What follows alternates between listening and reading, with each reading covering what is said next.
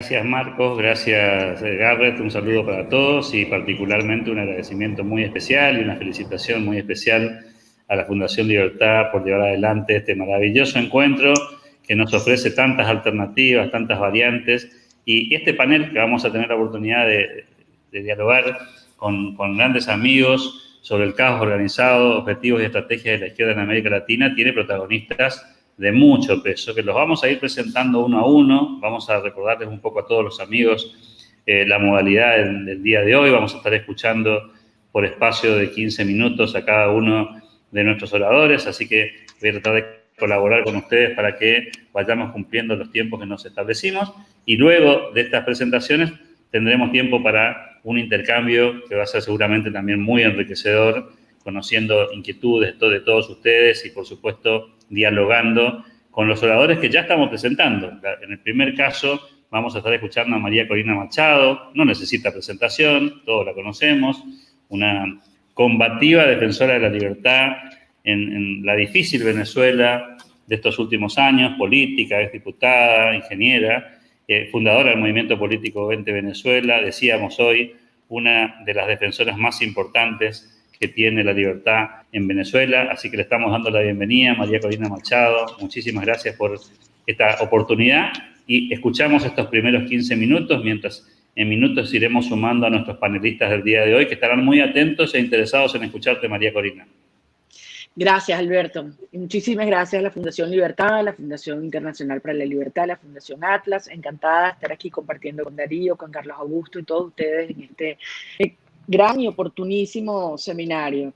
Yo voy a empezar hablando desde mi experiencia como venezolana y el caso venezolano y cómo se proyecta a lo que está ocurriendo en otros países de la región y del mundo.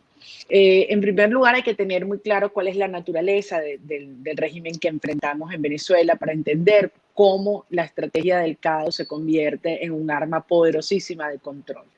El régimen que hoy existe en Venezuela, hay que tener claro que no es una dictadura. Una dictadura tiene una estructura jerárquica y lo que se ha constituido en nuestro país es una red de redes complejas, interrelacionadas, pero con una estructura heterárquica. Tiene fundamentalmente, o simplificando, porque son muchas aristas, yo diría tres dimensiones. Una fachada ideológica, donde ha sido quizás el más activo el Foro de Sao Paulo, pero donde hay otros grupos, el Grupo de Puebla, el ALBA, etc. Hay un soporte geopolítico que al principio no se alcanzaba a ver su profundidad y complejidad, donde vemos otros regímenes autoritarios fuera del continente, operando ya de manera clara y directa, como es el caso de Rusia, China, Irán, Turquía y, bueno, por supuesto, la presencia de Cuba desde antes incluso de la llegada del régimen al poder.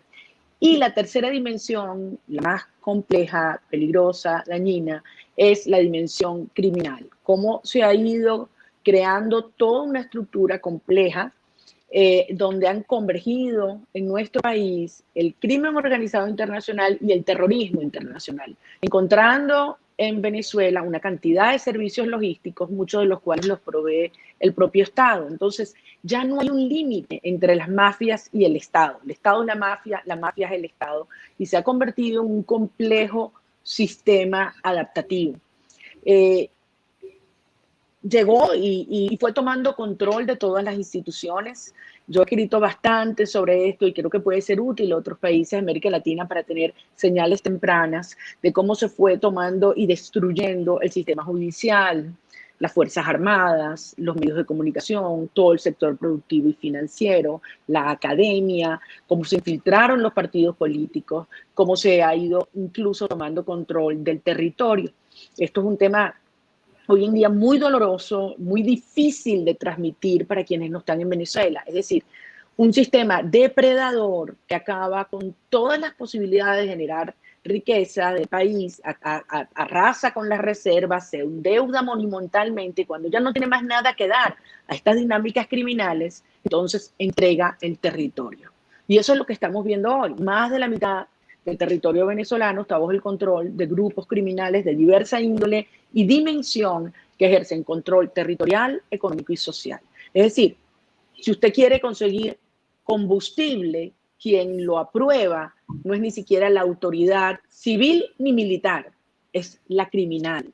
Si usted decide a qué hora se abren los comercios, si hay movilidad por una ruta o no, este es el tipo de cosas que hoy estamos viendo en media Venezuela, en un territorio donde están habitando al menos 6.400.000 personas, que estamos hablando de casi el 25% de la población. Entonces, este sistema, ¿cómo ejerce el control? Ejerce el control a través, a su vez, de 3 subsistemas. El sistema de represión, el sistema de financiamiento criminal y corrupción y el sistema de propaganda y de mentira.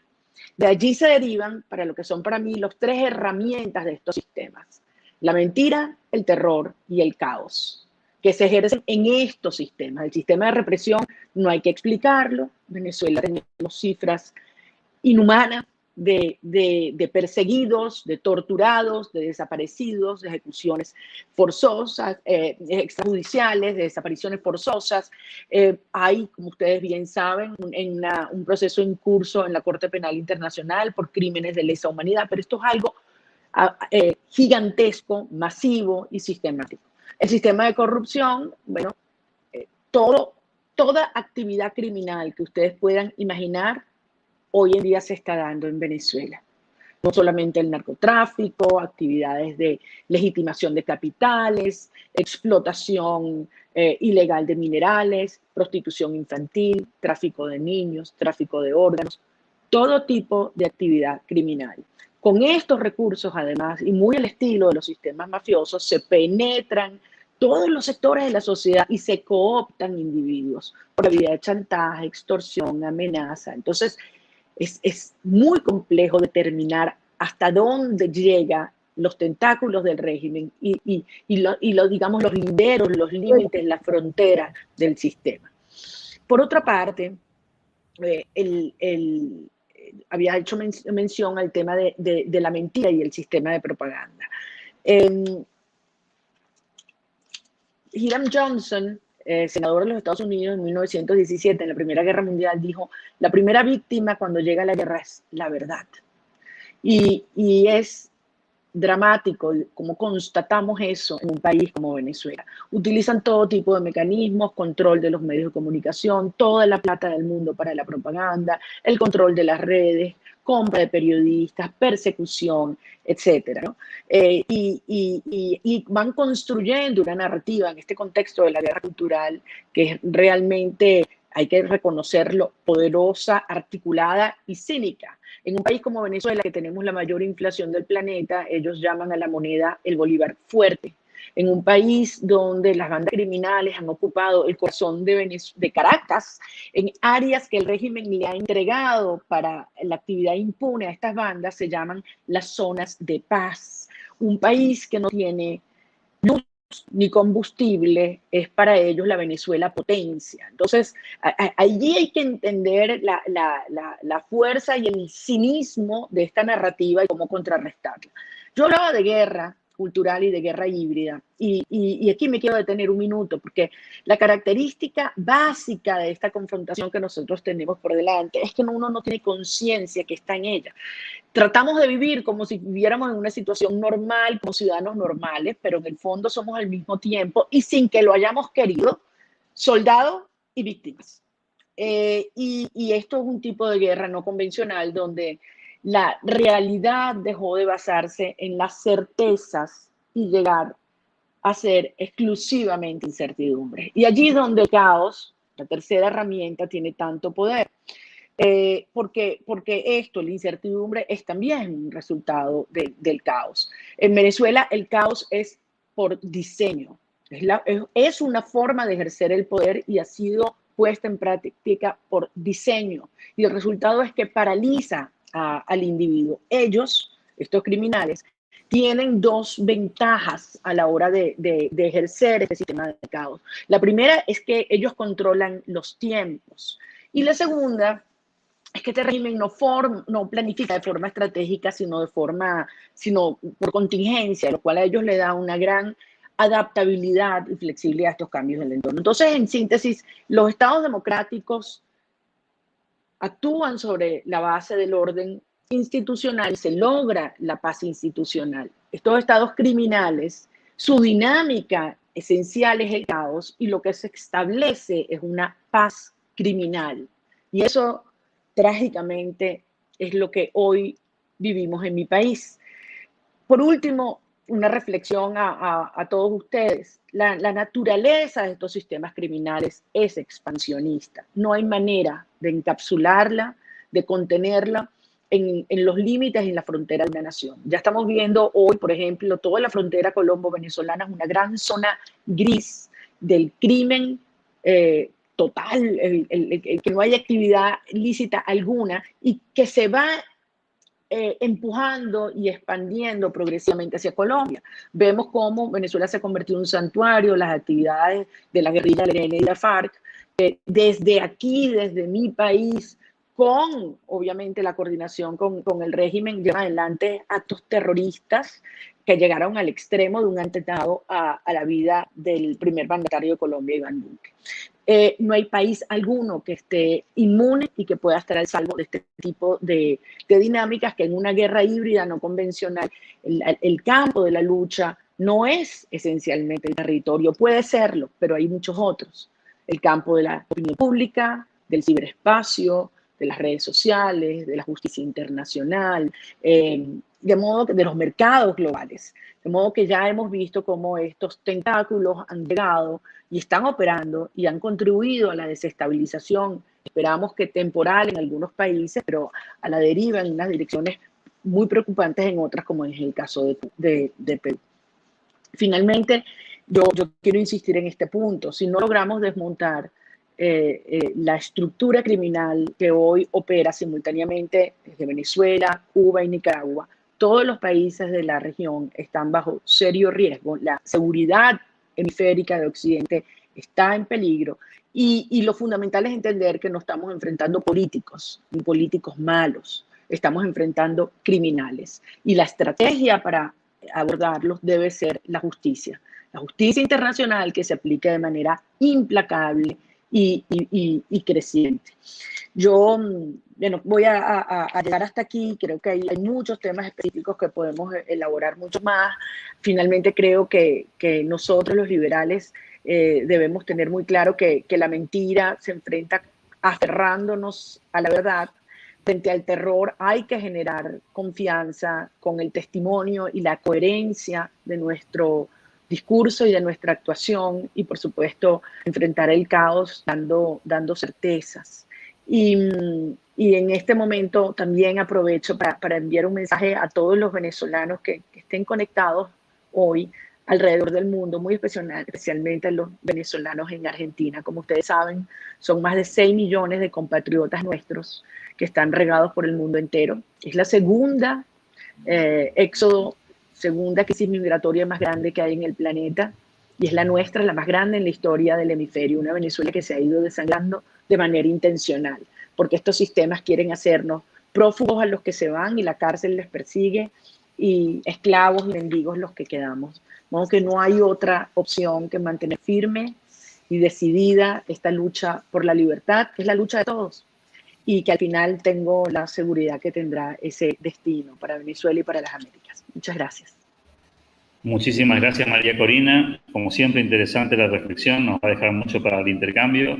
Aprovecho para darle la bienvenida a los amigos que ya se van sumando. Lo tenemos allí, a Carlos Augusto Chacón, del ICP, a Roberto Salinas León de Atlas Network y a nuestro próximo orador, Ricardo López Murphy, un protagonista de la política argentina, inclusive de la política contemporánea. Todos saben que está allí pronto a ingresar a la Cámara de Diputados de la Nación, Ricardo López Murphy, con una aquilatada trayectoria en el mundo de las ideas de la libertad y con grandes aportes en esta dirección. Le pedimos a Ricardo López Murphy, que tampoco necesita presentación, que nos ayude a reflexionar sobre el tema que nos trae hoy. Ricardo, muy buenas tardes y lo escuchamos.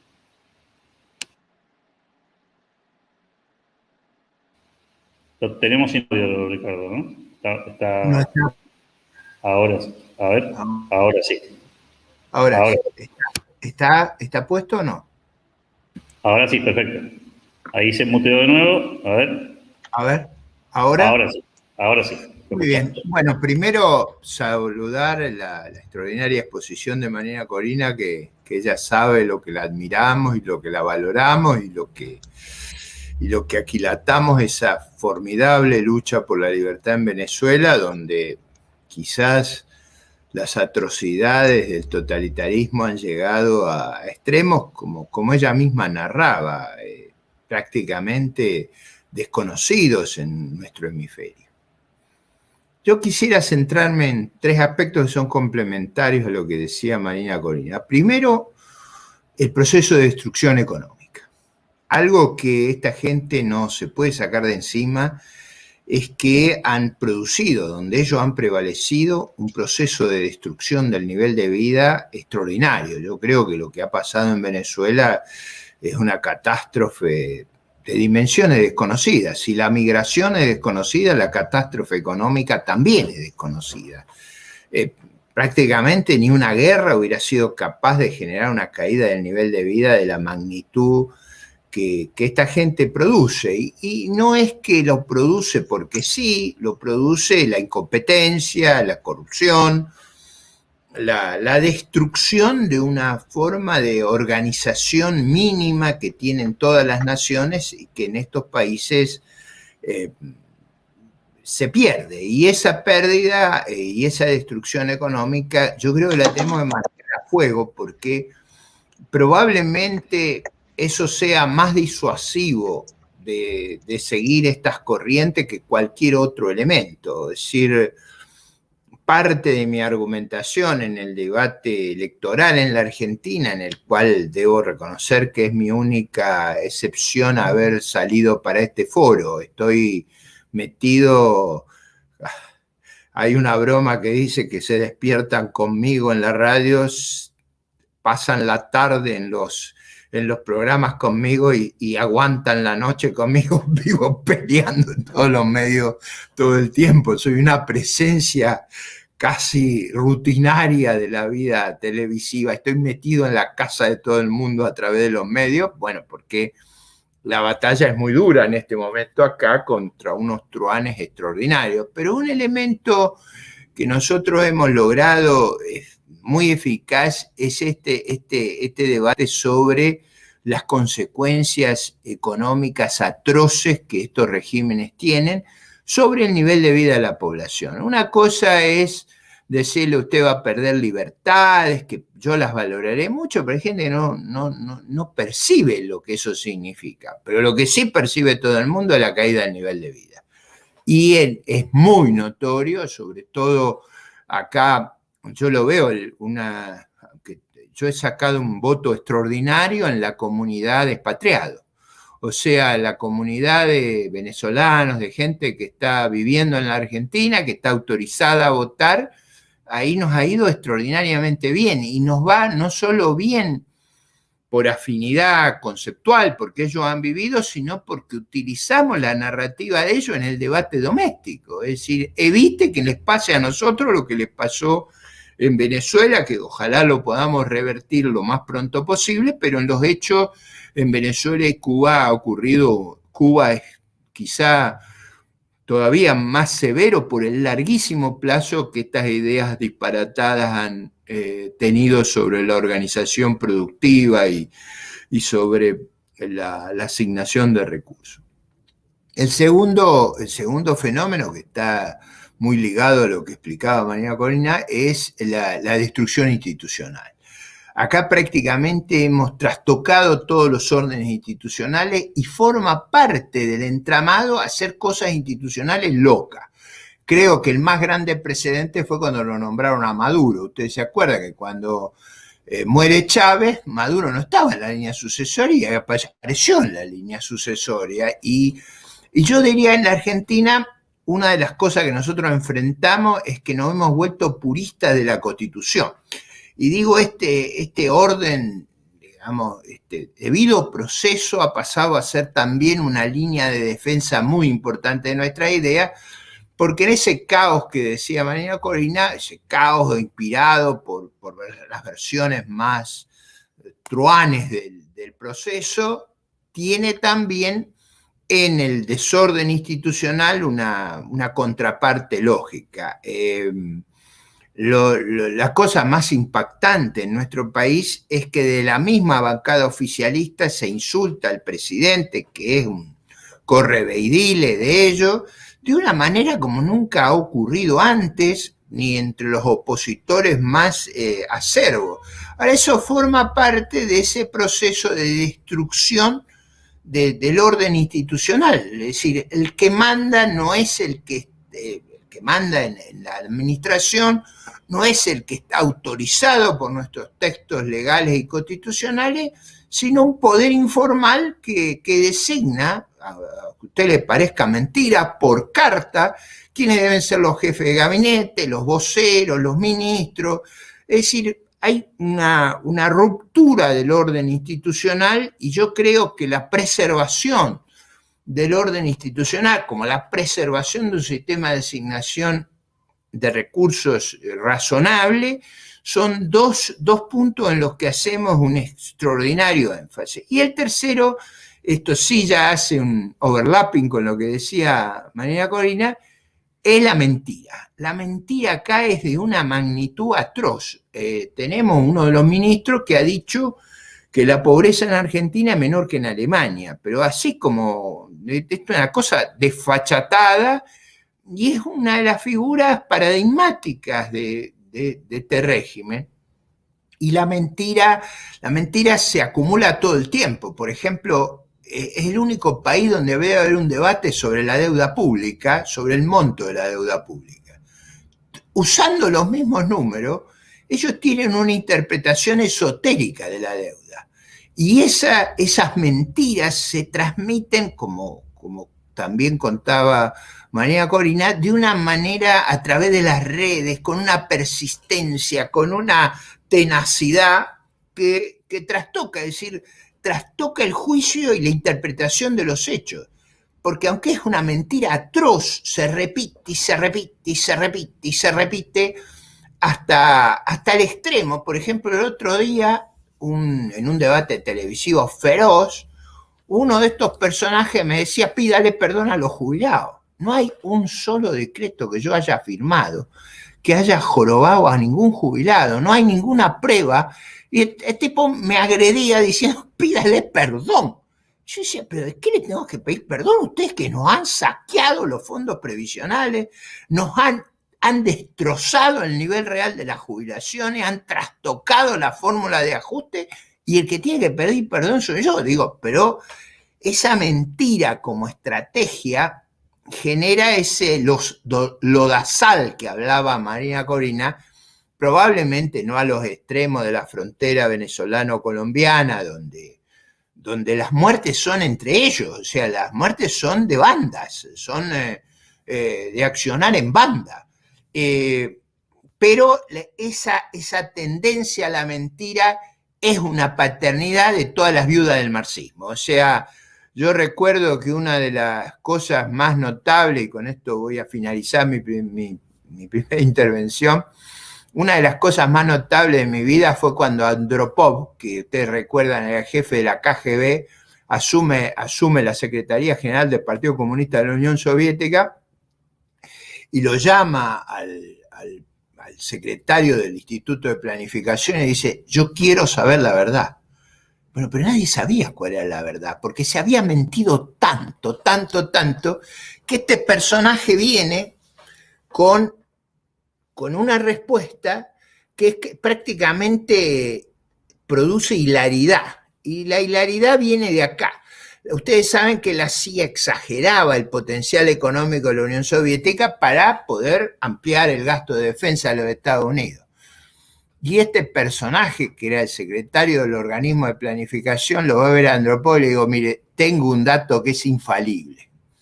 Le traigo los datos de la CIA, que son los únicos que sabemos que no están macaneados. Ahora, fíjense el nivel de mentira al extremo que había llegado, que se usaban los datos del servicio de informaciones del enemigo histórico como único criterio de verdad, porque ya nadie sabía dónde estaba parado. Digo, la mentira llevada al extremo donde nadie sabe cuál es la verdad. Y esa degeneración del lenguaje, de los hechos, de la información, me parece que es un rasgo muy común, muy patológico de todas las versiones del totalitarismo moderno, y creo yo que complementariamente lo que decía María Corina lo tenemos que incorporar. Entonces yo haría el resumen: la destrucción del sistema económico, la destrucción del orden institucional y la mentira hecha a un extremo que nadie sabe al final cuál es la verdad.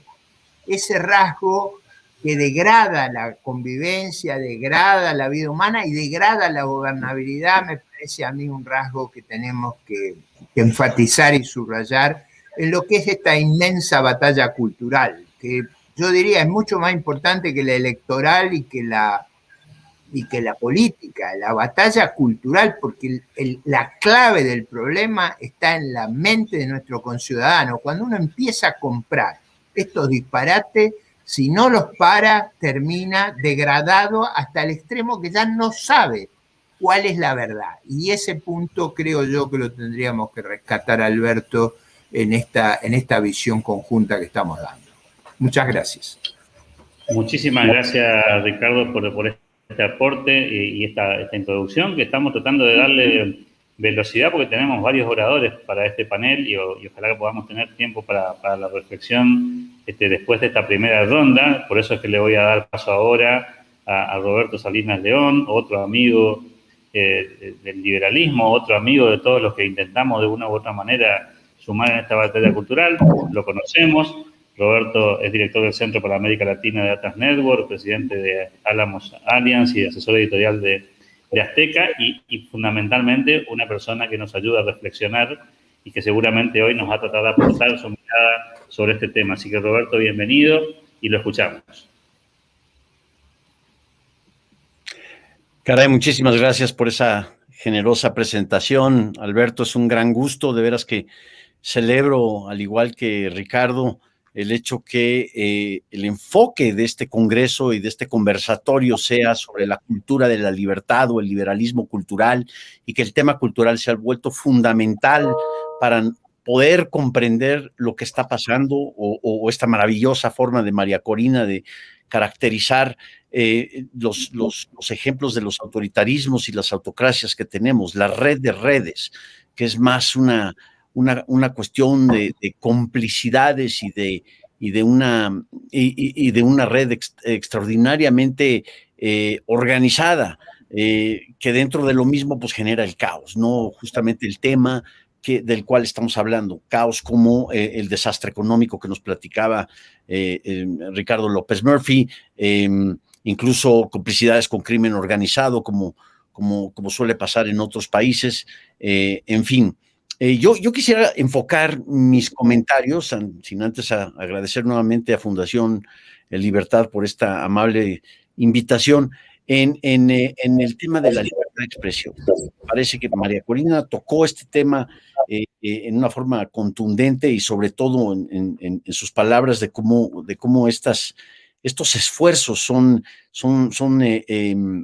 sistemáticos, son tremendamente organizados, y una parte toral del caos organizado es justamente el ataque a la libertad de expresión.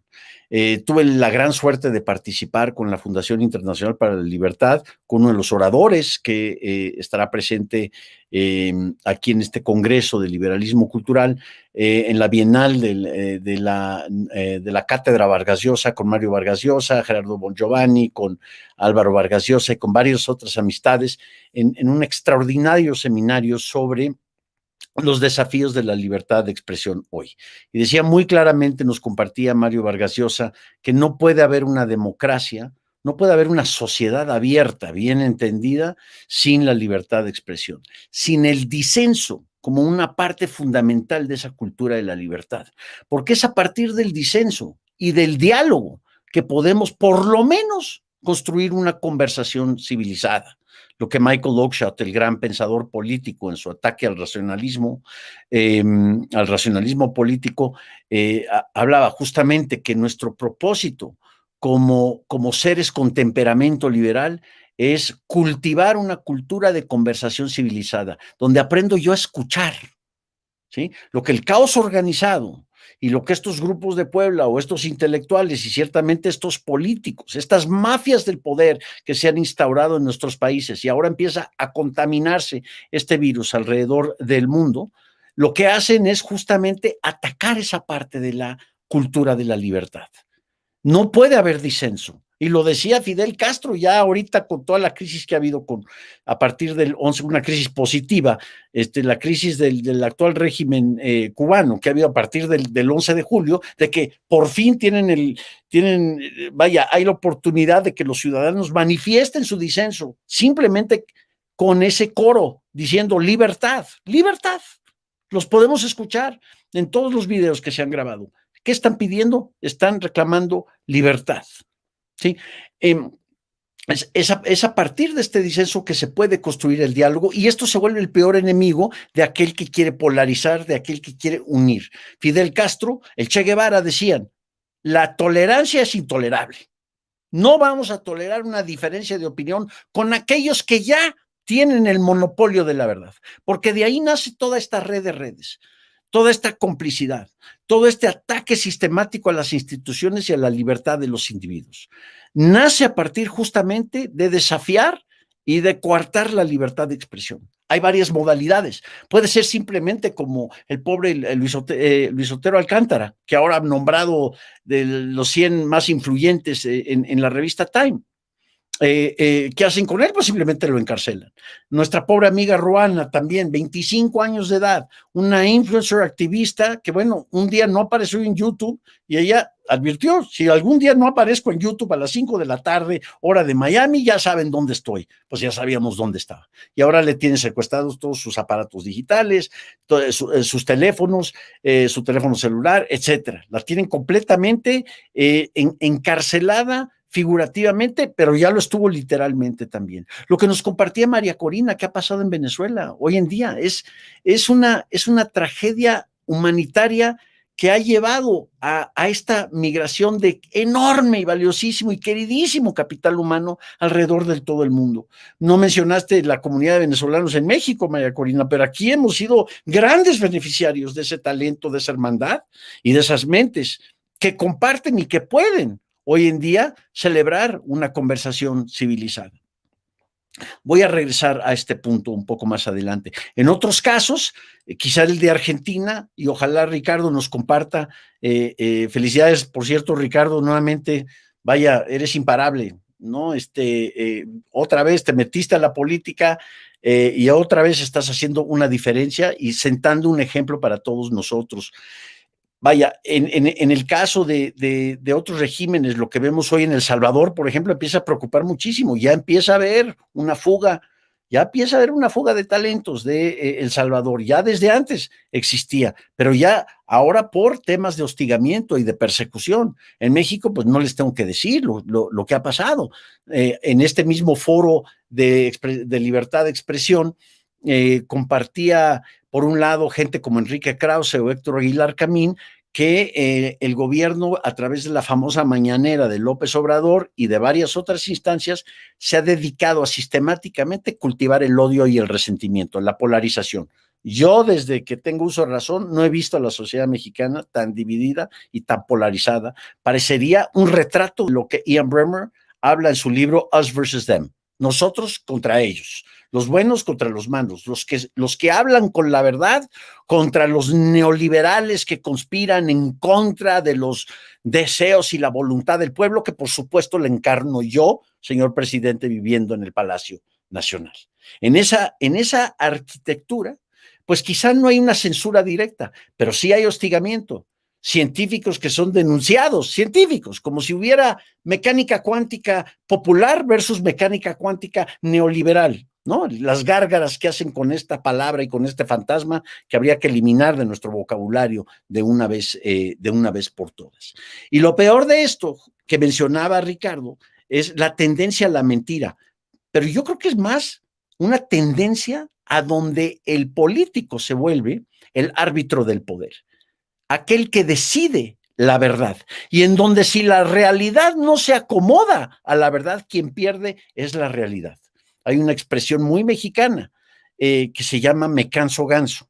Han escuchado ustedes a López Obrador decir, la refinería se va a acabar en Dos Bocas, la vamos a acabar de construir a mediados del 22, con o sin COVID, me canso ganso. Es decir, porque yo lo digo, porque aquí el que manda soy yo, y la realidad es algo que se tiene que acomodar a los vicios del rey, a las voluntades del rey, de aquel que manda.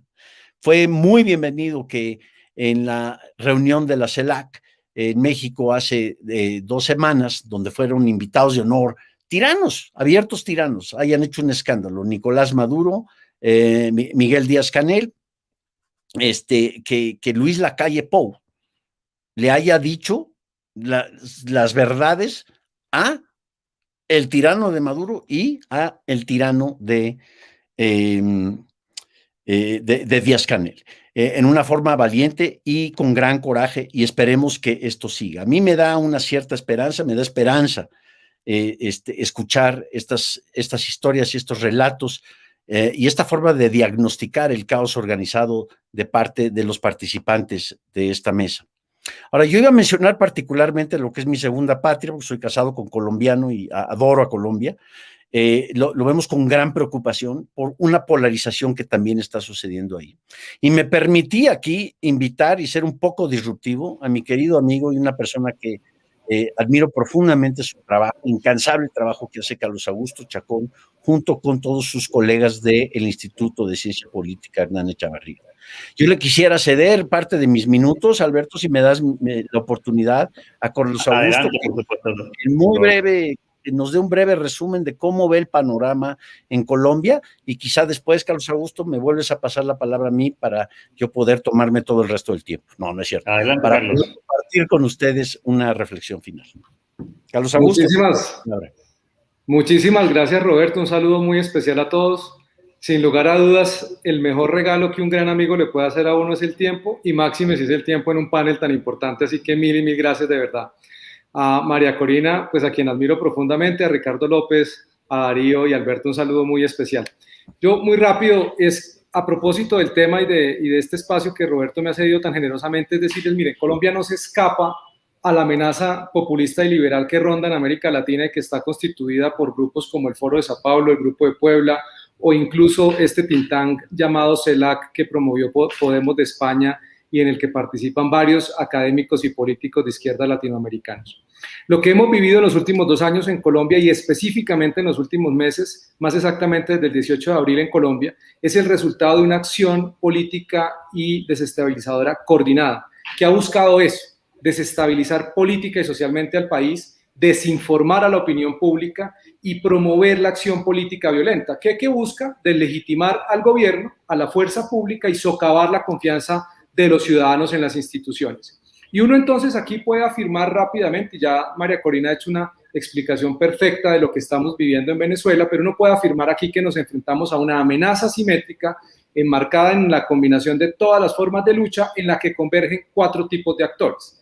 El primero, los políticos colombianos y las organizaciones de izquierda con proyectos abiertamente populistas e iliberales que vienen instrumentalizando ese descontento social, y también una narrativa que ha sido creada de manos de académicos, activistas y sectores de los medios de comunicación.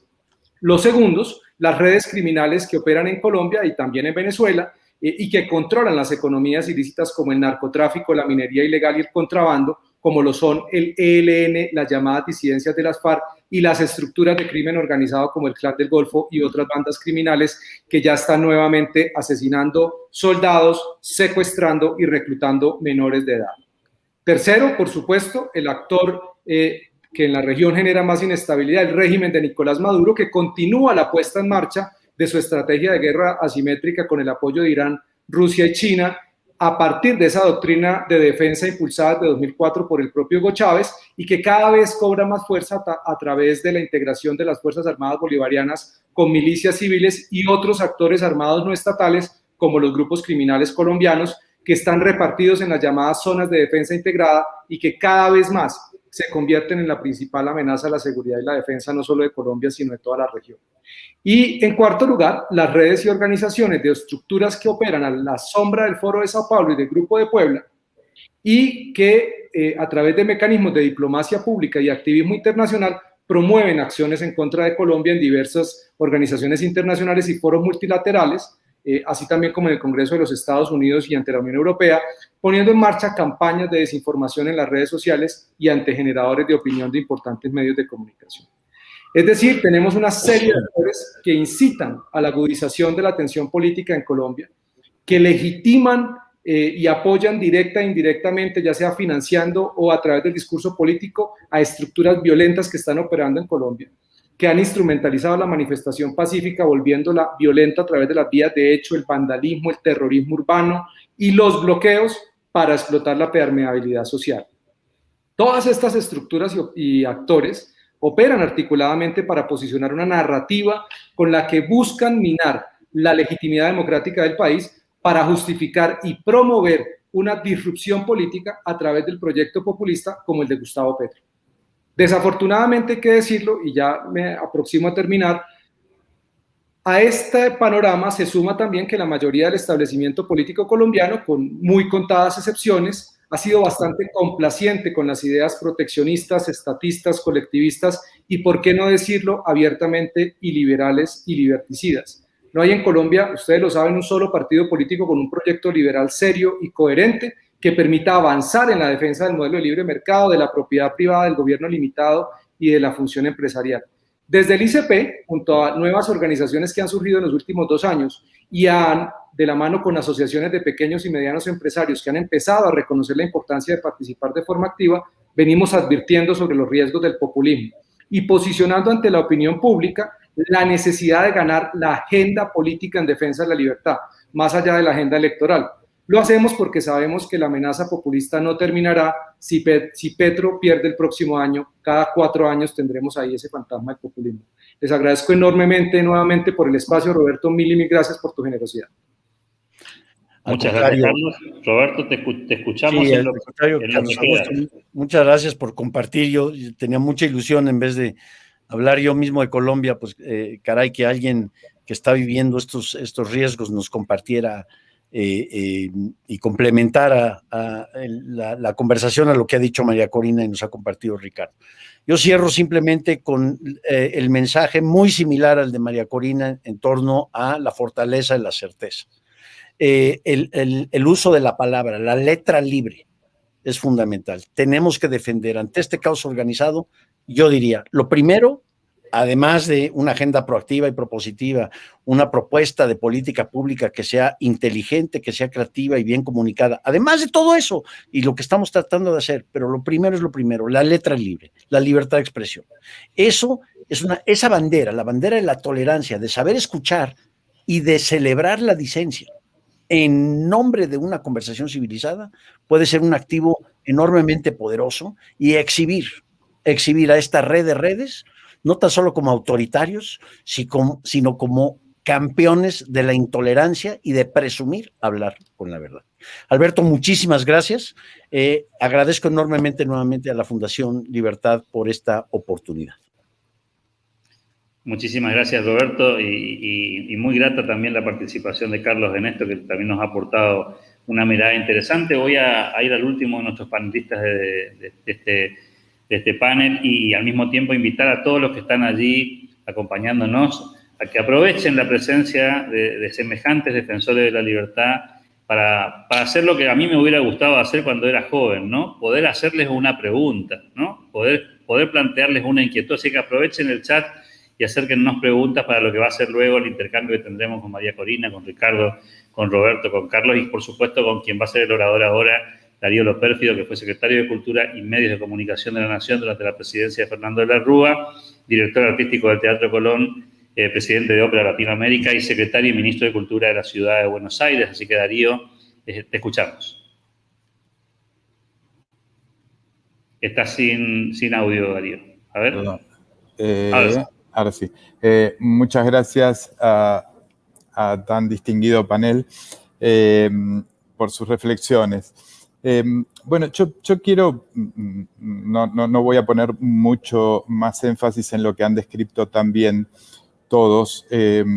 María Corina, el detalle perfecto, exacto, la descripción de la tragedia venezolana y mi admiración hacia tu trabajo en condiciones tan hostiles.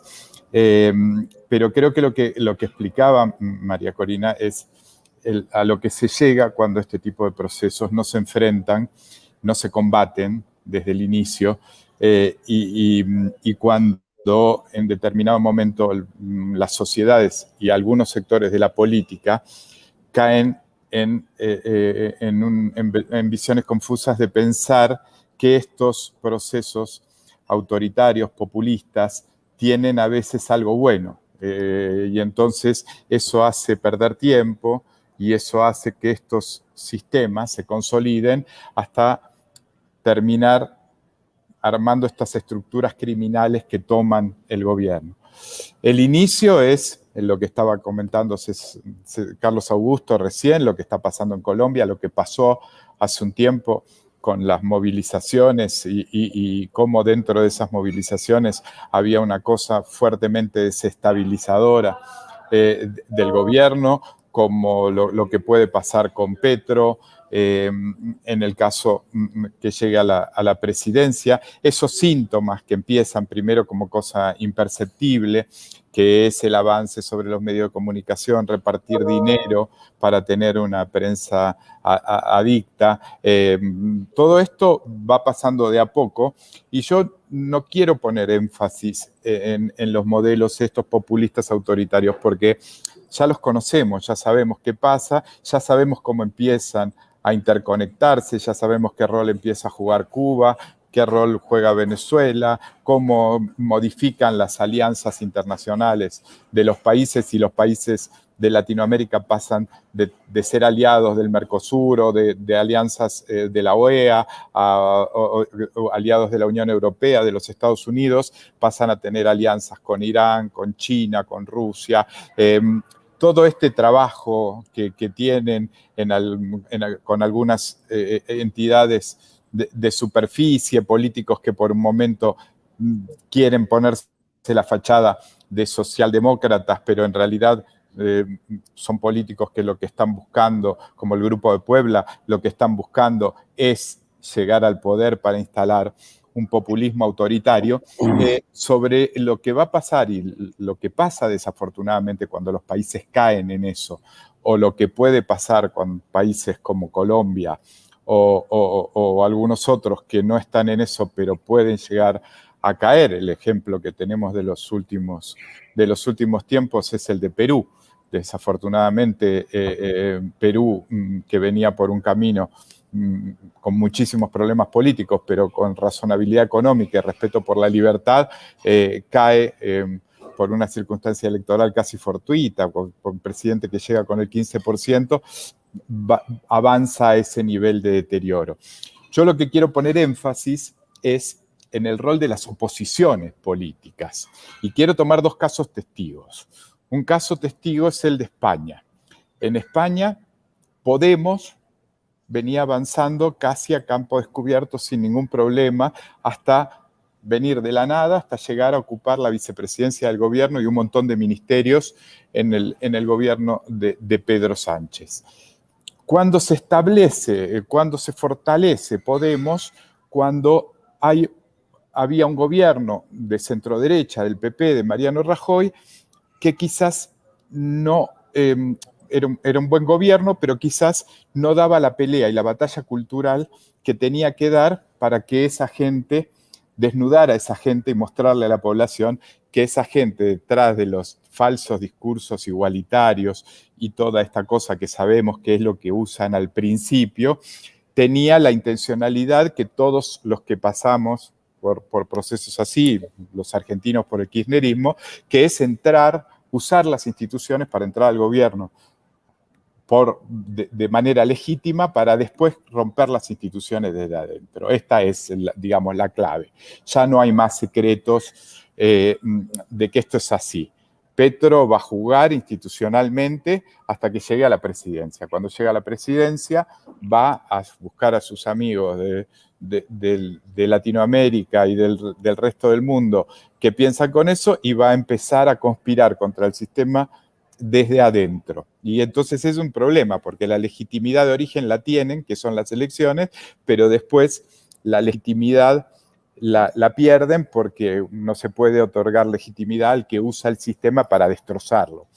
En el caso de España hubo un emergente muy importante que mostró cómo la batalla cultural y cómo la pelea cultural se puede dar y se gana. El problema es cuando no se da. O sea, yo cuando hablo de Venezuela, planteo el tema de María Corina. María Corina viene dando la pelea y algunos de sus colegas de la oposición pensaban en algún momento que se podía llegar a algún acuerdo de buena intención con la gente que quiere quedarse con el patrimonio del sistema. No se puede hacer un acuerdo, porque un acuerdo sería que ellos dejen de hacer lo que están haciendo y no quieren dejar de hacer lo que están haciendo. En España, un emergente, que fue una elección en Madrid, provocó que haya elecciones en Madrid. Y ahí una líder como Isabel Ayuso dio una pelea frontal, descarnada y brutal contra el sector de Podemos, que es estructuralmente igual al chavismo o igual al kirchnerismo. Son iguales, piensan igual, se defienden entre ellos, hacen negocios entre ellos.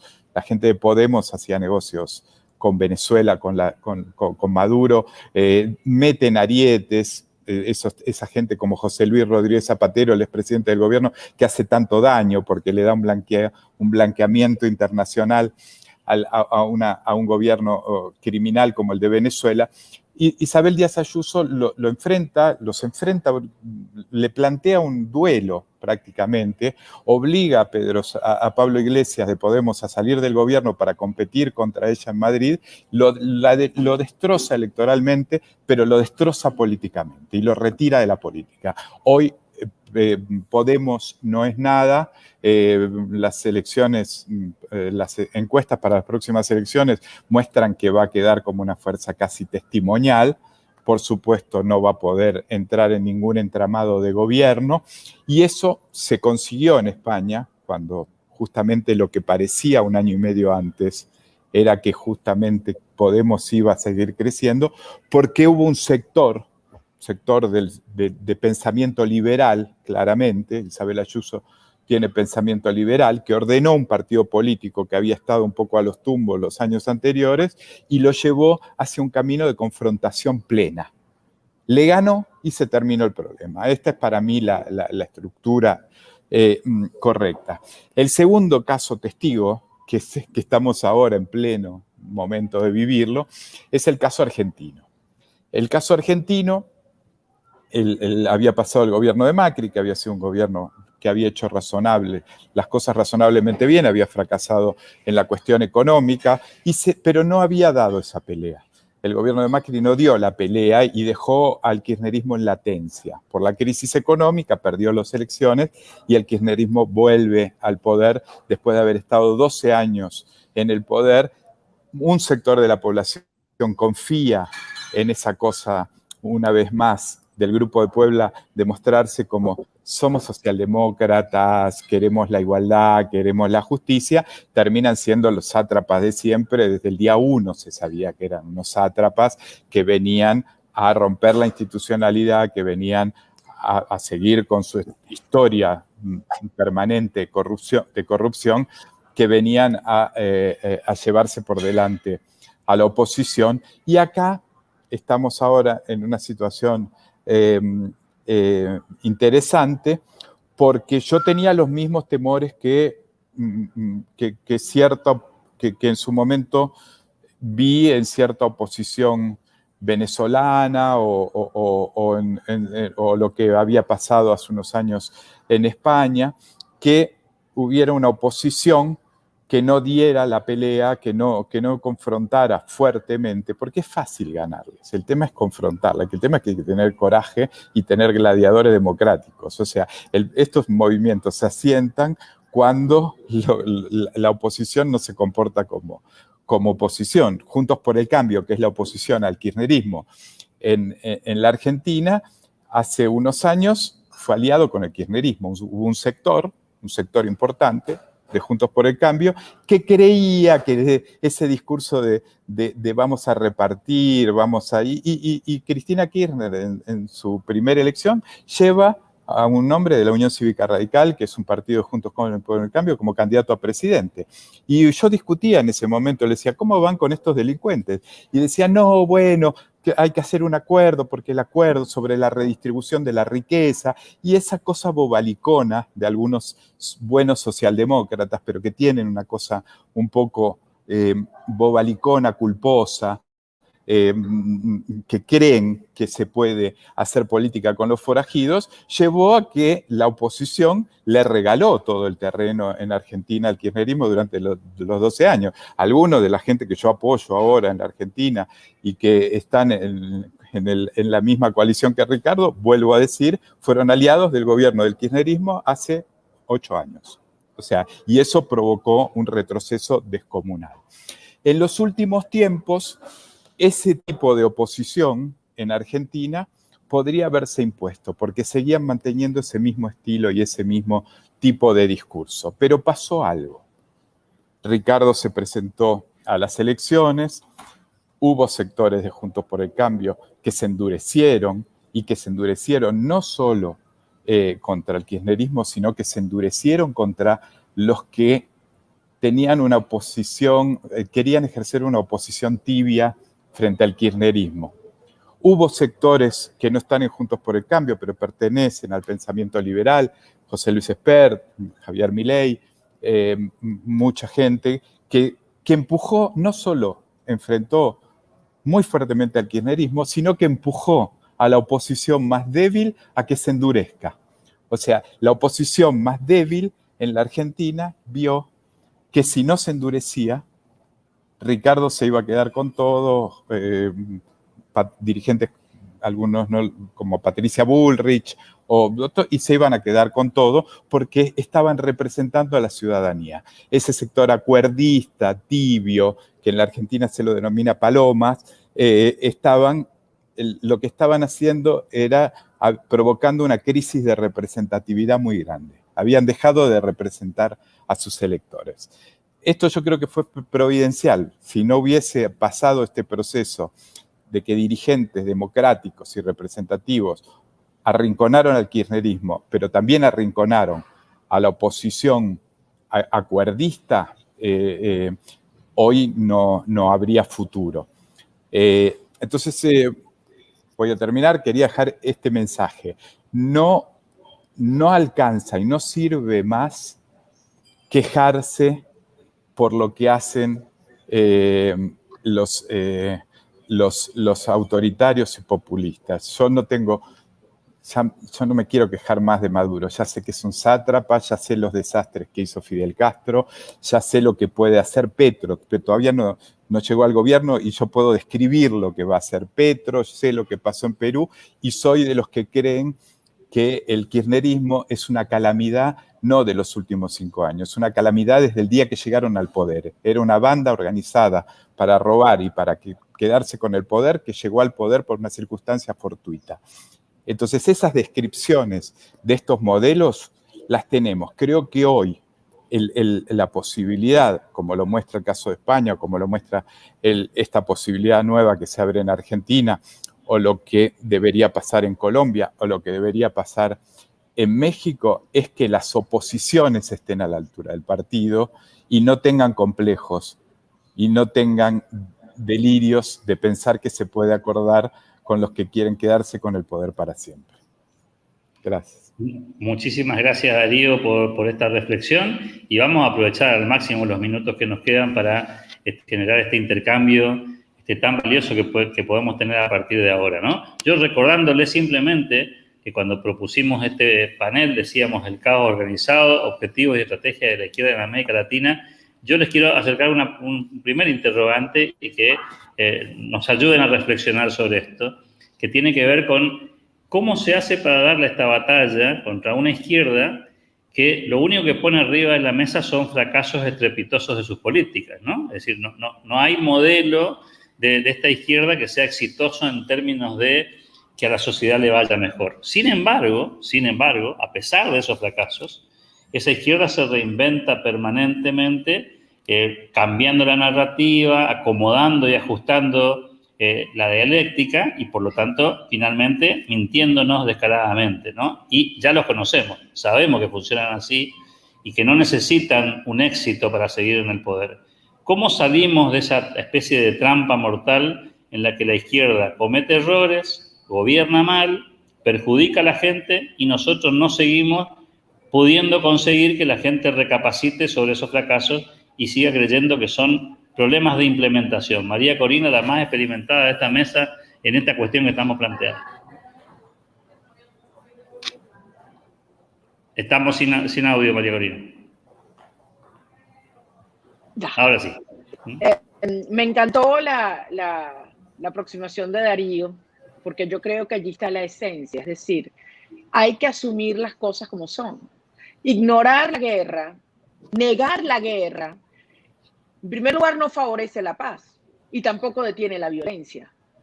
Todo lo contrario, lo que termina es imponiendo es una paz criminal con enormes pérdidas en vidas y en patrimonio y en libertades. Entonces hay que asumir la verdad, hay que decir lo que creemos por la calle del medio. Miren, cuando nosotros decidimos hace 9 años construir 20, un partido liberal, a mí lo que me dijeron es: tú estás loca, jamás las ideas liberales van a subir cerro o llegar a la Venezuela profunda. Porque Venezuela solo ha conocido socialismo por décadas y décadas y además el Estado rico, etc. Y bueno, Chávez tuvo la desfachatez de recorrer el país diciendo ser rico es malo. Y yo recorro la Venezuela hoy y digo ser rico es rico. Y riqueza en el sentido espiritual, institucional, cultural y material. Y la gente me llora de emoción. Entonces yo creo que hay que, en este sentido, asumir nuestras banderas con orgullo, llamarlos como lo que son. Cuando tú estás entre la mentira y la verdad, el bien, el mal, la libertad y la opresión, yo no quiero estar en el medio. No hay que ser equidistante ni moderado. Punto. Y si me quieren decir radical, que me digan cómo les da la gana. Pero lo importante es que hablemos con convicción y con la evidencia, como bien tú dices, Alberto, que está toda de nuestra parte. Y por eso yo estoy convencida que Venezuela, en un corto plazo, y para eso estamos trabajando duro, va a terminar ocurriendo lo que ha pasado con las exrepúblicas soviéticas, que el péndulo histórico nos va a llevar para el otro lado y vamos a ser de los países que vamos a abrazar con más pasión y conciencia las ideas de la libertad, porque hemos vivido las consecuencias imposibles, inevitables del socialismo y el crimen, que es la tristeza, la miseria, la división de la familia y la separación y la partida del país. Así que yo creo que dentro de toda esta tragedia, paradójicamente, la destrucción que se ha producido en mi país, esta devastación que no queda nada, reduce los costos de resistencia y de fricción para construir una nueva sociedad con pilares éticos, republicanos y liberales muy sólidos. Muchísimas gracias, María Corina. Ricardo López Murphy, lo escuchamos.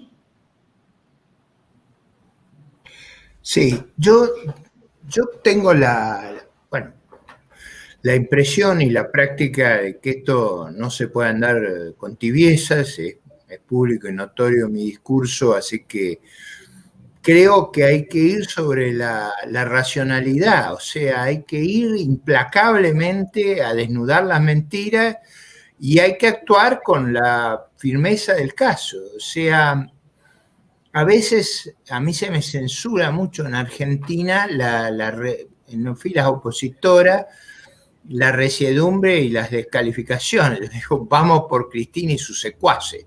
Entonces, que era un término muy severo el que yo usaba. Bueno, ahora digo Cristina y sus esbirros para que se sientan un poco más cómodos. Yo creo que hay que ponerlo esto con toda claridad, hay que marcarlo a fondo. Están desesperados acá.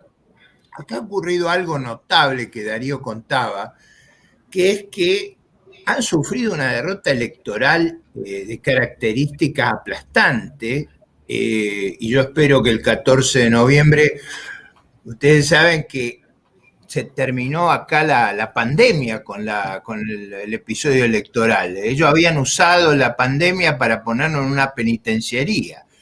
Ahora, después del 12 se terminó la pandemia con la primera dosis. Yo lo que digo, lo digo públicamente de una manera muy clara, el 14 de noviembre tenemos que terminar con la pesadilla y tenemos que terminar de una manera clara, sin ninguna duda ni confusión. Por eso el discurso me parece que tiene que ser a bandera desplegada, sin ocultar nada, sin esconder nada, sin esa falsa opción de hacer una cosa confusa, un caldo de ideas que no sirve para nada. Acá yo alguna vez le comentaba a María Corina hace mucho tiempo atrás sobre cómo salir de estos regímenes. Bueno, hay que salir de una manera muy clara, muy terminante, como salieron los países que vivieron la utopía sangrienta de la Europa Oriental. Ninguno salió tratando de reproducir lo que existía antes, no se puede. Y acá va a haber que hacer en mi país, y yo espero que en toda América Latina, un saneamiento a fondo, porque acá se ha construido una verdadera pesadilla. Y no hemos llegado a los extremos, porque no han podido. La verdad es que no han llegado a los extremos que llegaron a Venezuela, porque no han podido. Y yo espero que después del 14 de noviembre no puedan y tengan que enfrentar lo que los estremece y aterra, que es a una justicia independiente por los cargos severísimos de corrupción y latrocinio que han hecho en el ejercicio del poder. Eso yo espero que ese día lo espero con fruición. Quiero verlos con esa arrogancia y brutalidad que nos han tratado, tener que enfrentar a los jueces para explicar de dónde vienen las fortunas mala vida. Eso yo es algo que espero, como espero la extradición de Saab. Ustedes saben que hay un personaje ahí colombiano que ha actuado en Venezuela. Creo que el último recurso se ha acabado, va a tener que ir a enfrentar los tribunales. Yo creo que esas declaraciones van a ser explosivas, porque ahí vamos a saber el entramado criminal que hay detrás de todo esto y ese financiamiento increíble, que no quiero que subestimemos algunos casos. A veces nosotros nos olvidamos lo de Bolivia, y lo de Bolivia es muy grave también. Y ahí pasan cosas muy graves que no las tenemos que subestimar. Pero, en fin, mi actitud es a bandera desplegada, enfatizando los hechos tal cual son y sin temor, sin temor. El temor es la madre de la dictadura y de la tiranía. Si nosotros tenemos temor, por ejemplo, de una manera que a nadie le gusta, pero no lo he forzado, yo he dicho que voy a fiscalizar. Fiscalizar quiere decir sentarme en la mesa de votación para que no nos puedan hacer fraude ese día. Y voy a tratar de que toda la dirigencia opositora no tenga más remedio que ir a sentarse a las mesas de votación para impedir lo que van a tratar de hacer, porque ahora han cambiado el gabinete y han puesto dos personajes que son digamos, de los más degradados que tiene Argentina, y una manga de fascinerosos en la provincia de Buenos Aires.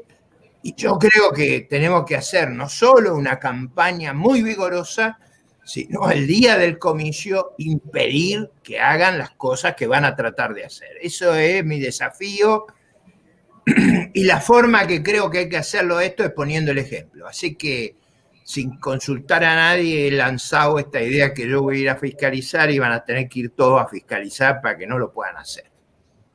Gracias, Ricardo. Roberto, ¿tu reflexión?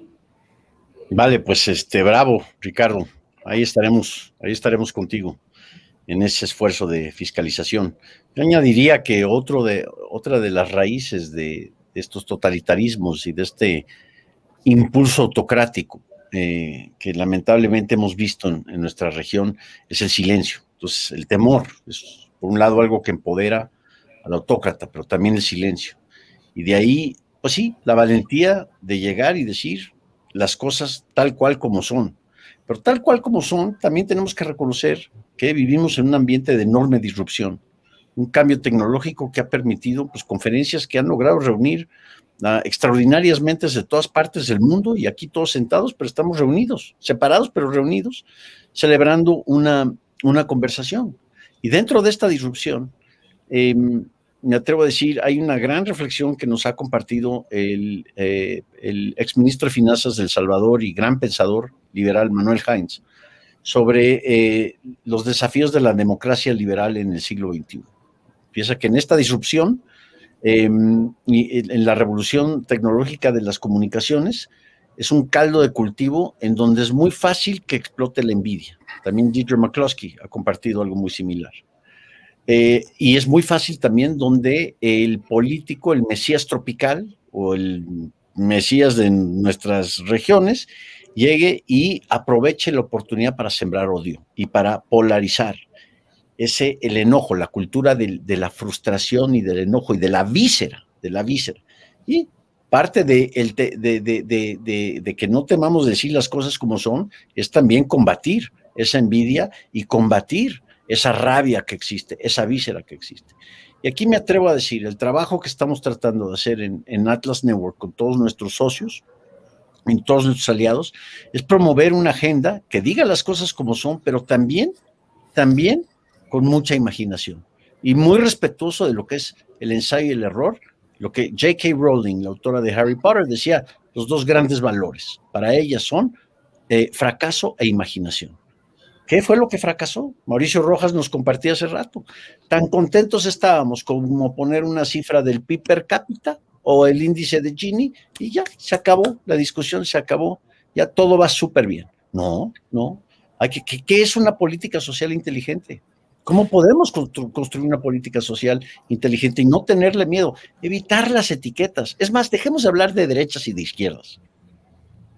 O estamos en la libertad o no estamos en la libertad. Punto. Y dentro de eso, ¿qué es lo que cabe? ¿Cuál es la agenda de política pública de la libertad que puede empoderar al ciudadano, que puede otorgarle derechos de propiedad e igualdad de oportunidad a todos? ¿Cuáles son las condiciones para un régimen de leyes sencillas para nuestro mundo complicado? No temamos de ser proactivos y propositivos. No es tan solo confrontar al tirano, eso hay que hacerlo, denunciarlo, criticarlo, deconstruirlo, hacer lo que hace María Corina, lo que fiscalizar, como dice Ricardo, todos los días, pero también hay que proponer. Y para eso hay que pensar. Y además de los contenidos y de la lógica y el hecho que los hechos están de nuestro lado, ¿sí? ¿Cómo los transformamos para comunicarlos en una narrativa que logre enamorar? Quizá, como dice Ricardo López Murphy en otras oportunidades, presumir que vamos a otorgar hoy el cielo en la tierra en un instante, ¿sí? Por gracia del Mesías tropical. No, eso jamás. De que con mucho esfuerzo, con mucho trabajo y con los incentivos correctos podemos lograr la prosperidad, por supuesto. Es un mensaje que también nos comparte otro salvadoreño, gran salvadoreño, mi amigo y colega Juan José Dabub. Vaya, si antes hemos logrado que sí se puede, pues no pensemos ahora que claro que sí se puede, pero vamos a demostrarlo con hechos, con lógica, pero también con imaginación. Gracias, Roberto. Carlos, te escuchamos. Muchísimas gracias, Alberto. No esperaba que me tocara el turno de poder participar. Mil gracias. Sí, te hemos sumado. Muchísimas gracias. Pues indudablemente, ante el caos organizado que es promovido y gestionado por redes de distinta naturaleza, ese caos solo puede ser confrontado, contenido o mitigado si somos capaces de entender la complejidad de las amenazas que enfrentamos y de desarrollar capacidades conjuntas, por supuesto, para construir unas redes mucho más efectivas para incidir tanto en los espacios de toma de decisiones nacionales e internacionales como de la opinión pública y no dejar espacios vacíos. Esa es la tarea, salir a incidir. Y la misión es entonces incidir, sin temor, como lo han dicho Ricardo y Roberto, de forma consistente, coherente y emocionante, siendo fronteros y valientes como lo son María Corina, Ricardo López y ahora Javier Milei. Por lo tanto, nuestra misión tiene que ser, como lo dice Roberto, generar esperanza y un optimismo racional sobre las ventajas de la libertad, demostrando que estas ideas tienen aplicación para la solución de problemas reales y por qué funcionan y por qué las ideas de la izquierda y por qué las ideas del proteccionismo y del estatismo no funcionan, no sirven, son populistas, son mediocres, generan pobreza. ¿Por qué nosotros tenemos además realmente un peldaño moral sobre el cual podemos hablar y ofrecer transformaciones a la sociedad para sacar a la gente de la pobreza y generar mejores condiciones democráticas? Yo creo que ahí está la esencia de lo que hay que hacer frente a este caos. Darío, escuchamos tu reflexión. Sí, muy brevemente, agradezco, creo que es muy importante lo que hace la Fundación Libertad, la Fundación Internacional para la Libertad, Atlas Network, porque justamente Roberto mencionaba el tema del silencio. El silencio funcional a los que quieren apropiarse del poder y a los que quieren condenar a los países a futuros sin ninguna gloria, sin ninguna trascendencia y con sometimiento y con pobreza. En consonancia con lo que decía Roberto, que el silencio es favorable a ellos, me quedo también con lo que dijo María Corina, que no hay neutrales. Acá se trata de defender la libertad. Y lo que viene demostrando la historia de Latinoamérica y del mundo en los últimos años, es que cuando no hay libertad hay que luchar por ella. Pero cuando llegamos y derrocamos a las dictaduras, derrocamos a los autoritarios y vivimos en libertad, hay que seguir luchando por ella. Porque siempre la amenaza existe y siempre van a estar los sectores que quieren revertir esos procesos virtuosos de la economía, de la sociedad, de la educación, del progreso, pero finalmente que son todas las cosas que otorga la libertad. A propósito de esta reflexión de Darío, y con esta ronda vamos a estar cerrando, con lo cual les voy a pedir mucha brevedad, me apalanco sobre esta última reflexión de Darío, porque Argentina probablemente, lamentablemente no es el único caso, ha desperdiciado probablemente una oportunidad. Después de luchar contra estos sistemas que atropellan las libertades, se presentó una oportunidad y, diríamos futbolísticamente, hemos tirado la pelota afuera. Y la pregunta del millón es, ¿cuán preparados estamos quienes defendemos las ideas de la libertad para tomar esa oportunidad que se nos puede presentar, ojalá que muy pronto, y no desperdiciarla para que esa sea una bisagra hacia adelante de mucho recorrido y no solo una circunstancia política que nos vuelva a poner como la Argentina otra vez en jaque y retrocediendo como nos viene pasando, ¿no? Así que en esa dirección voy con María Corina, que me interesa mucho su mirada. Sé que no va a perder la oportunidad y no va a despilfarrarla, pero obviamente me interesa su reflexión. Yo creo que si algo nosotros tenemos que reconocer es que estos enemigos de la libertad, con todos sus tentáculos en el crimen, se han logrado organizar muy bien. Nosotros lo decimos permanentemente, pero nosotros no hemos logrado integrarnos y asumir las causas como una sola. Es decir, lo que está ocurriendo en Argentina hoy es fundamental para el futuro de Venezuela. El futuro de Colombia en buena medida depende de la lucha que demos en Venezuela nosotros en este momento. Y así la naturaleza, digamos, integrada de nuestras causas es clave. Y esto hay que darle organicidad. Muchos los hemos repetido, muchos hemos dicho tenemos que ir con un abordaje amplio, porque podemos tener distintos matices en algunas ideas en el espectro ideológico, pero no es suficiente. Yo creo que nosotros tenemos un reto enorme por delante que tenemos que ejecutar en muy corto plazo, porque hay mucha de la experiencia venezolana que les es útil en los próximos días y semanas a la dinámica argentina. Y así, las luchas que ustedes están dando en sus narrativas a los efectos de enriquecer los planteamientos que estamos formulando desde Venezuela. Entonces yo creo que esto es algo que lo hemos repetido muchas veces, pero no hemos logrado dar el paso y creo que este espacio que nos está dando la Fundación Libertad y la Fundación Internacional para la Libertad y con el apoyo de Atlas, deberíamos consolidar esta propuesta. Gracias, María Corina. Voy a romper un poco la ronda para poder darle el cierre a Ricardo, así que voy con Roberto, sigo con Carlos, después con Darío y le pido el cierre a Ricardo. Roberto, si me permitís, te escuchamos. Estás muteado, Roberto. Ahora sí. Reitero, Alberto, vaya, la posibilidad de desarrollar una agenda que sea proactiva y propositiva en política social, en política económica, celebrando los valores de la adaptabilidad, de la flexibilidad, de la prosperidad incluyente. Estas cosas no son meramente nociones o nociones bonitas, por decir. Vaya, descansa detrás de ella todo un aparato de raciocinio y de pensamiento, de diálogo, de ensayo y error, en donde no caigamos nuevamente, si se nos da la oportunidad, en la falacia de pensar que con tal de dar un numerito o una grafiquita, ya con eso. Quizá eso es parte de, pero es una condición necesaria, pero ciertamente no suficiente. Y esa construcción de narrativa, ese ganarse la confianza todos los días. La transparencia va a ser fundamental. Y pienso yo, algo muy relevante para Argentina, si llega a tener esta nueva oportunidad, no caigamos en el error del posibilismo.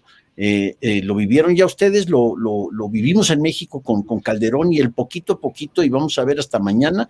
No, vámonos de una vez a cortar el cáncer y hacer la tarea que es necesaria y ver en qué forma podemos mitigar el dolor de tener que sacar esos cánceres. De ahí es donde nace esa necesidad de ver cuáles son los fracasos del pasado, aprender, cosechar la curva de aprendizaje y también tener la imaginación de cómo comunicarlo. Perfecto, Carlos, te escuchamos. Indudablemente la esencia está en crear comunidad en torno a estas ideas en nuestros países, aprovechar los aprendizajes, las buenas prácticas y el camino recorrido por muchos, como lo dijo María Corina. Hay cosas que no necesitamos perder tiempo y esfuerzo en temas que ya han sido desarrollados por otros de nuestros aliados en sus países, y eso implica tener esa capacidad de desarrollar precisamente capacidades conjuntas, de aprender de los otros, de estar más articulados. Estas otras organizaciones permanentemente funcionan en red y se apoyan todo el tiempo y se validan unos a otros, y nosotros estamos aislados y solos en nuestros países haciendo la lucha, y eventualmente nos encontramos en esto. Entonces, como que la llamada es también a que pensemos en clave, desarrollemos capacidades, porque la lucha contra la libertad, la lucha a favor de la libertad, es efectivamente una lucha en contra de los que no quieren la libertad. Entonces, tenemos que estar como un ejército preparados, en red, cooperando, dialogando permanentemente y aprovechar el camino que ya otros han recorrido. Gracias, Carlos. Darío, te escuchamos. Estás sin micrófono habilitado. Ahí está. Ahora sí. Muy importante, Alberto, lo que planteaste, porque justamente sí, lo que pasó en Argentina fue una oportunidad perdida, justamente creo yo por eso que mencionábamos antes, llegar al gobierno y intentar hacer las cosas bien, pero suponer que los que están del otro lado y que representan ese populismo totalitario van a respetar la democracia como nosotros, y relajarse y no entender que el día que se ganan las elecciones es el día que empieza la segunda parte de la batalla para defender la libertad. Y eso pasó en México, sí, con Calderón, pasó y puede pasar en algunos otros lugares. Por eso es tan importante que se mantenga que se mantengan gobiernos como el de Colombia, y es muy importante que al presidente Lacalle Pou le vaya bien, que al presidente Lasso en Ecuador le vaya bien, y creo que estos encuentros sirven para reflexionar en torno a eso. No se puede creer que el día que se ganan las elecciones se ganó la batalla. El día que se ganan las elecciones empieza la batalla.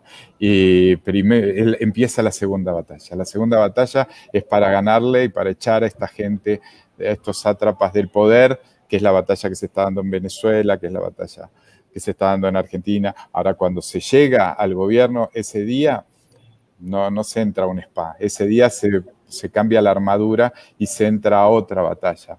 Y esa es la experiencia que hay que tener y de aprender de esos procesos, como el argentino, que no fueron malos, pero pudieron haber sido extraordinariamente buenos y fracasaron por entender que solo llegando al gobierno se terminaban los problemas. No, ahí empiezan una parte de los problemas. Gracias, Darío. Ricardo López Murphy, lo escuchamos.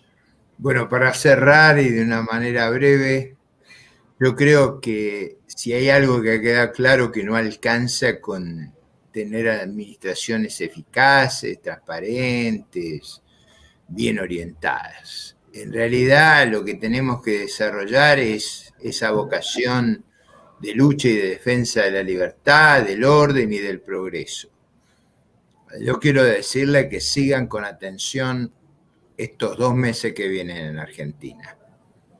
Nosotros vamos a tratar de inspirar a nuestros conciudadanos a escribir una de las páginas más gloriosas de nuestra historia en la lucha por la libertad. Eso lo vamos a hacer y lo vamos a hacer haya las amenazas que haya y haya los intentos que hagan para preservar este régimen oprobioso que nos humilla y que nos ha quitado la dignidad. Vamos por la dignidad, vamos por la libertad, vamos a recuperar nuestra patria y espero que eso sirva para toda Latinoamérica. Gracias, Ricardo. Para este primer Congreso Iberoamericano de Liberalismo Cultural, este panel ha sido una oportunidad fabulosa para reflexionar, escuchar a María Corina, a Roberto, a Carlos Augusto, a Darío y a Ricardo López Murphy. Ha sido un privilegio para todos nosotros. Nos quedamos pensando, nos quedamos reflexionando y sobre todo nos vamos muy inspirados porque sabemos que parte de este proceso de cambio tiene que ver con que mantengamos las energías, mantengamos la inspiración y es lo que creo que han brindado ustedes sin duda en el panel de esta tarde de hoy. Así que agradecidos por esta posibilidad que tenemos todos de escucharlos y desearles el mejor de los éxitos a cada uno de ustedes en sus propios proyectos, en sus propias naciones y en esta batalla que estamos dando en América Latina. Gracias en nombre de la Fundación Libertad por acompañarnos en este tiempo y les paso el mando a mi amigo Marco Falcone para que continúe con la agenda tan interesante que tenemos por delante. Hasta pronto.